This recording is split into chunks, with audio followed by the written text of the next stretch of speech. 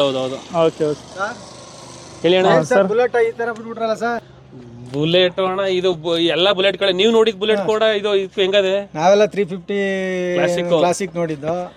ಈಗೆಲ್ಲ ವೆರೈಟಿ ಈಗೆಲ್ಲ ಇದು 650 ಡಬಲ್ ಸಿಲಿಂಡರ್ ಅಂದ್ರೆ ಡಬಲ್ ಇಂಜಿನ್ ಅನ್ಕೊಳ್ಳಿ ಬೇಕಾರೆ. ಏನ್ ಮೈಲೇಜ್ ಬರ್ತದೆ ಇದು? ಇದೆಲ್ಲ 20 25. ಬನ್ನಿ ಈಗ ನಿಮ್ಗೆ ಇಲ್ಲೊಂದು ಸೌಂಡ್ ತೋರಿಸ್ತೀನಿ ಗಾಡಿದು.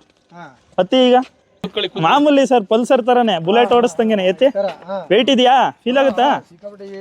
ಸ್ಟಾರ್ಟ್ ಮಾಡಿ. ಹೆಂಗೈತೆ ಫೀಲು? ಸೂಪರ್ ಆಗಿದೆ.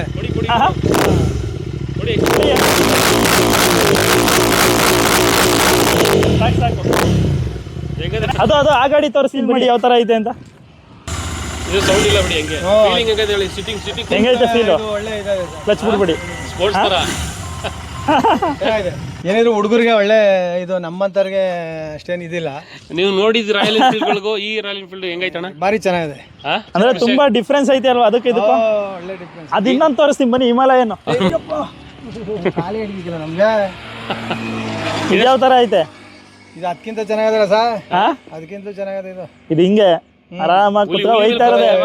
ಏನು 200 ಕಿಲೋಮೀಟರ್ ಹೋದ್ರು ಕಾಡಲ್ಲ. 200 ಲೆಕ್ಕಕ್ಕೆಲ್ಲ ಬಿಡಿ, ಲೆಕ್ಕಕ್ಕೆ ಇಲ್ಲ. ಹೋಯ್ತಾ ಇರ್ಬೋದು. 300 400 ಬರ್ಬೋದು ಒಂದು ದಿನಕ್ಕೆ. ಚೆನ್ನಾಗಿ ರಾಯಲ್ ಎನ್ಫೀಲ್ಡ್ ನೀವು ನೋಡಿದ್ಕೋ ಇದಕ್ಕೋ ಭಾರಿ ಡಿಫ್ರೆನ್ಸ್. ಬೇರೆ ಲೆವೆಲ್ಗೆ ಹೋಗ್ಬಿಟ್ಟೈತೆ. Lot of difference. ಹುಷಾರು, ಕಾಲ್ ಮೇಲೆ ಹಾಕೋಬಿಟ್ಟಿರ. ಸರಿ ಅಣ್ಣ, thank you. Thank you sir. Thank you sir. Thank you. Okay thank you.